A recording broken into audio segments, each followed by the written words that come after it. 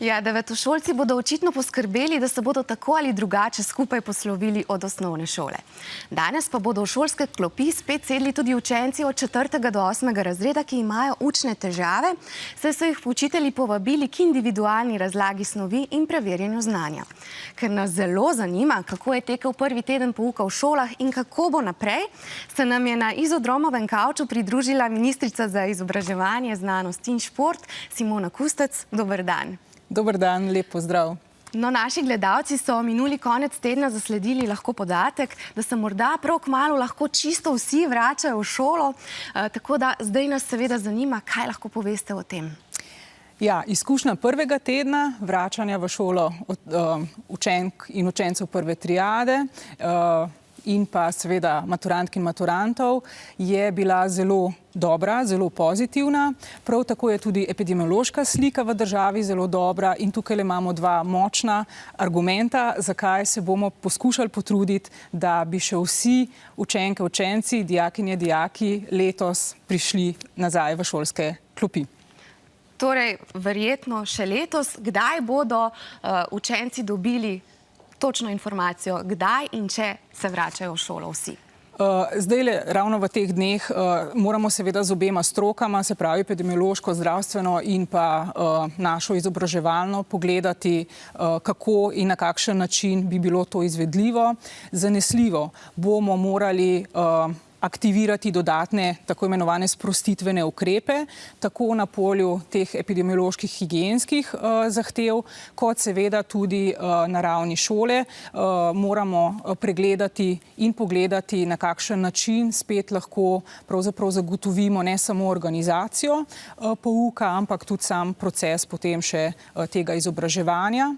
Moram pa povedati, vsi se zavedamo, gre res za zadnje tedne, tako da to ne bo več ta klasičen pouk in res pozivam vse tiste, predvsem, ki se še izobražujete od doma, zdajle stisnite, ta teden je praktično ta ključen, da zaključite svoje ocene in da potem pridete v šolo samo res se še posloviti in pa srečati spet svoje prijateljice, prijatelje in seveda učiteljice, učitelje.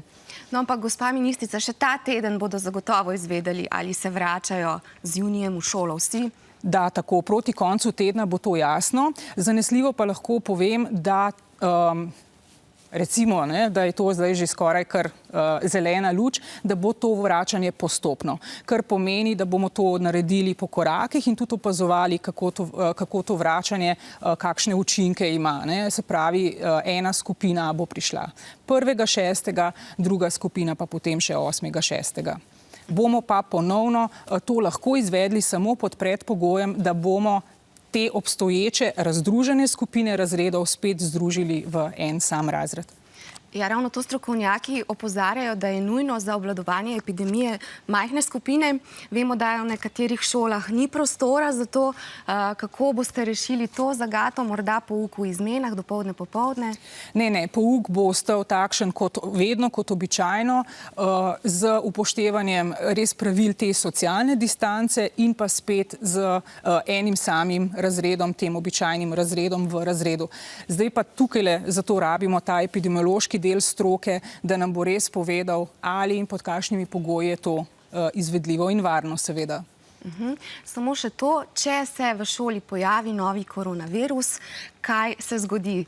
Prejšnji teden smo poročali, da so šolo v občini Radenci in vrtec zaprli po navodilih župana, so ravnali prav? Najprej takoj k zdravniku, zdravnik pa potem gre naprej po svoji tej strokovni poti do bolnice, do testiranja, do potem povezovanja z epidemiološkim delom stroke in šele na tisti točki se izkaže, ali je skrb res upravičena ali ne. Zdaj vemo že kar nekaj časa se je pokazalo, da smo zelo, zelo v redu, da smo praktično z nulo. V primeru pa, da se kaj takšnega zgodi, pa seveda potem ustrezne institucije na ravni potem predvsem in v relaciji šola, ministrstvo, vlada, dobijo potem informacije, zelo jasna, natančna navodila so, kaj in kako v takšnih primerih ravnati in se jih držimo mirno, potrpežljivo in brez velike panike, ker ni potrebe. Torej, šola se zapre šele po potrditvi suma na koronavirus? še tudi to ni potrebno. Veste, zaradi tega, ker imamo razrede skupaj in se ne družijo z drugimi razredi, je torej tudi iz tega razloga pač zgodba veliko bolj obvladljiva. Gospa ministrica, najlepša hvala za vaša pojasnila in obisk. Hvala tudi vam, srečno in en dober učni teden želimo vsem skupaj.